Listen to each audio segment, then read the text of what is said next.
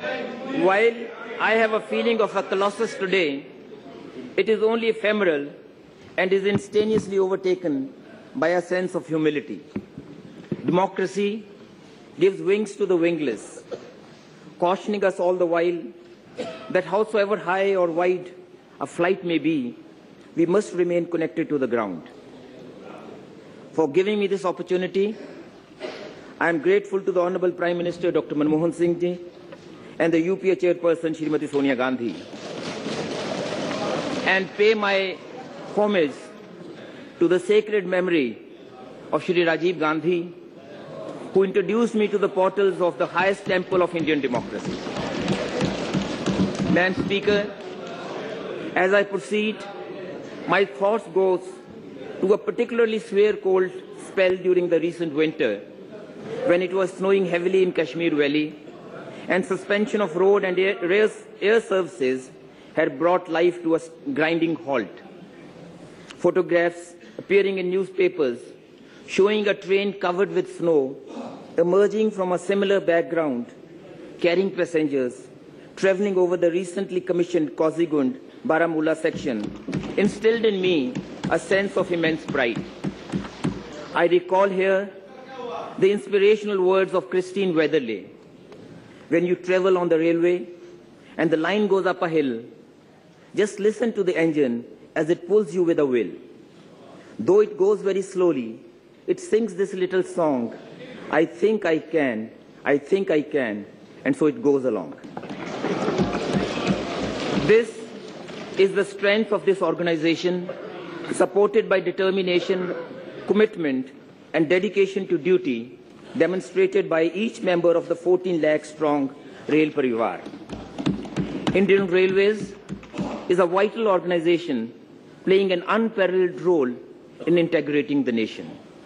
From Baramulla in the north to Kanyakumari in the south, Dwarka in the west to Lido in the east, trains of Bharatiya Rail always on the move, carrying people and material, creating opportunities and fostering development is the single most important catalyst in the growth story of our great nation.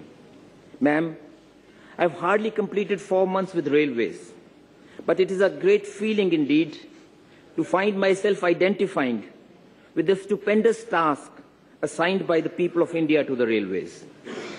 In these few months, I've been overwhelmed by demands for new projects, new trains, and varied suggestions for improving the services reflecting aspirations of the people of India.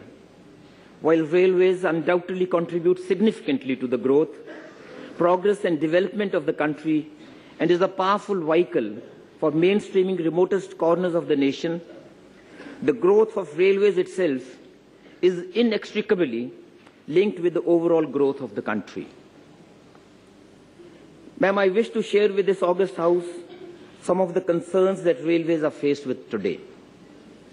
Indian Railways must remain financially sustainable so that resources generated can be plowed back for efficient upkeep, operation and maintenance of the system itself for the benefit of the rail users. Major segments of its business, freight, as well as passenger need, therefore, to be based on sound economic principles and provide value for money to all customers. This august House is aware that the growth of this crucial transport sector has not always conformed to these principles. Steep increase in input costs had to be met primarily through adjustment in freight rates. As a result, the ability of the railways to generate enough resources to meet its operational expenditure as well as investment in crucial planned activities such as enhancing safety, throughput capacity, users' amenities, etc. suffered.